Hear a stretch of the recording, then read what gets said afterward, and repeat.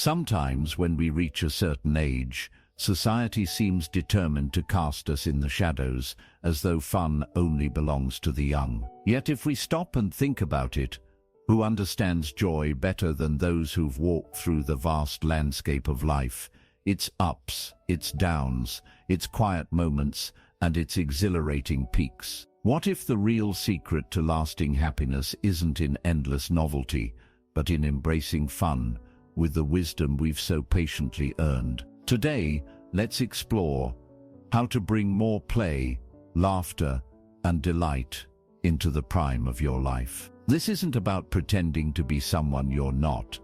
It's about reclaiming fun on your own terms. Whether you're 60, 70, or well beyond, you carry a treasure trove of experience. So why not enjoy it? Settle in, and let's discover what fun can really mean at this stage, how it can nourish us, and how a little mischief, yes, even now, can make life sweeter. Our first insight is that fun isn't just one thing.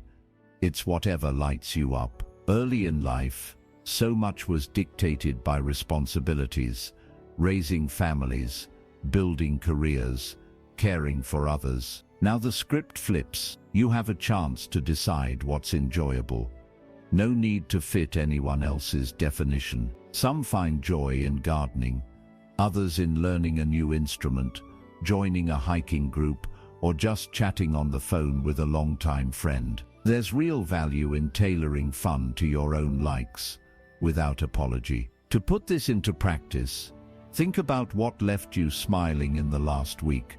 No matter how small, take a moment and jot it down. Then plan to repeat it, even in a modest way, sometime soon. Here's a second truth. Your definition of adventure evolves, but never goes away. If scaling mountains once held your attention, perhaps now a day trip to a neighboring town feels adventurous. Adventure is about the spirit, not just the speed. Just last month, a friend of mine, Evelyn, she's 83 by the way, started a weekly world lunch group. Each week, her friends pick a different country's cuisine, experiment with new recipes, and share stories from those places.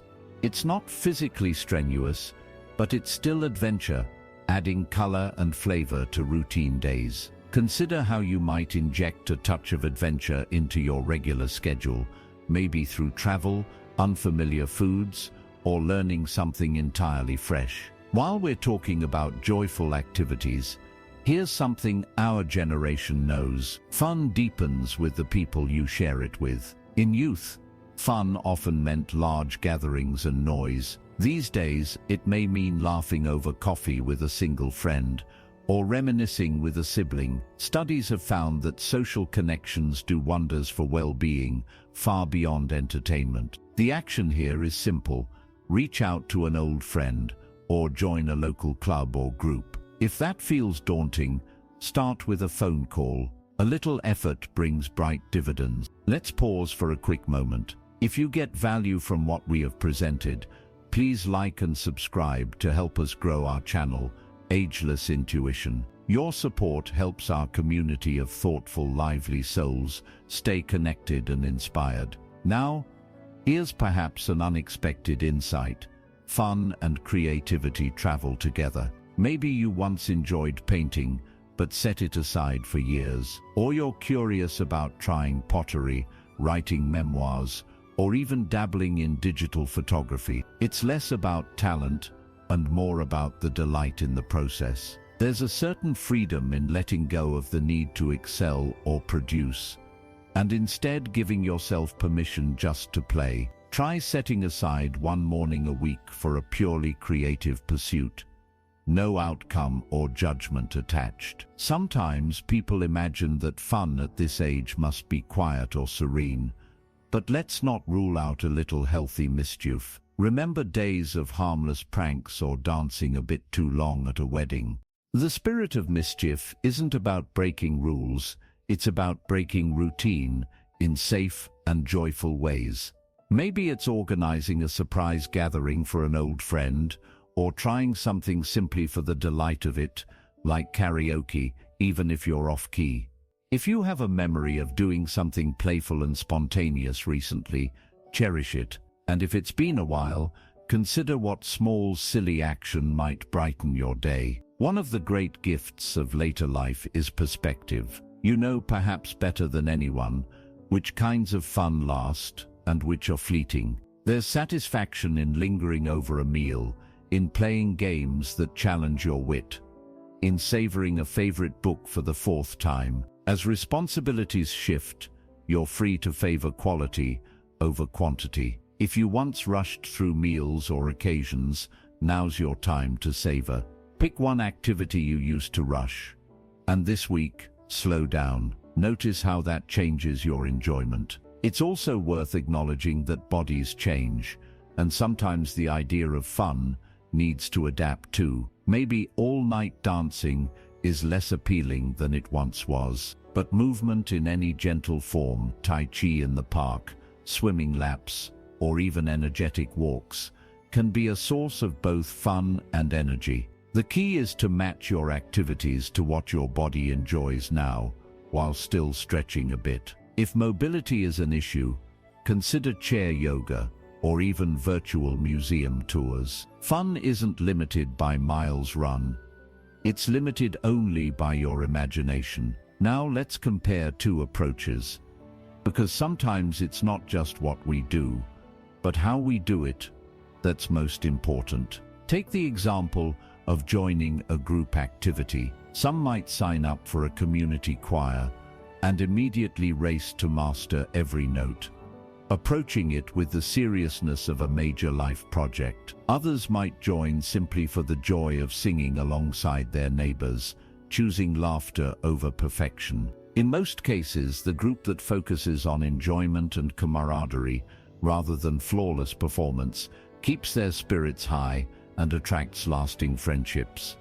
What can you take from that? Next time you join something, let yourself be a beginner, or the person who brings levity rather than pressure. Some of our best memories come from sharing our stories. You've lived through remarkable decades. The world has changed in ways you never could have predicted. Sharing tales of your first favorite song, a youthful adventure, or how you found meaning in unexpected places can spark both fun and connection. Why not gather a few friends or loved ones and trade stories, perhaps even record or write them down for grandchildren or friends? Not only does this bring joy, but it knits families and friendships even closer. As you listen, I invite you to reflect. Where has fun shown up in your life lately? What brings you the deep-down, genuine enjoyment that makes the days feel brighter? Share your thoughts in the comments.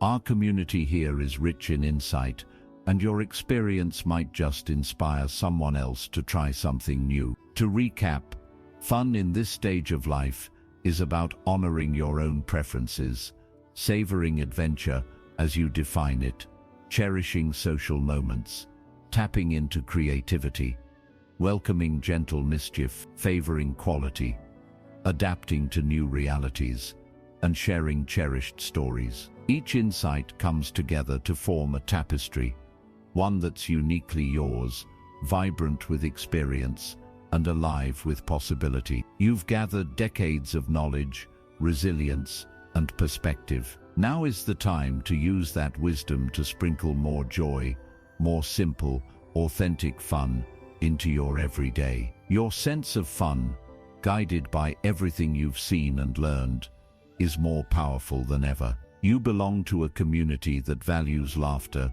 creativity, companionship, and meaning. Share your stories, experiment with something playful, and take a step, however small, toward delight. And don't forget, if these ideas have brought a spark of energy your way, please like and subscribe to help us grow Ageless Intuition.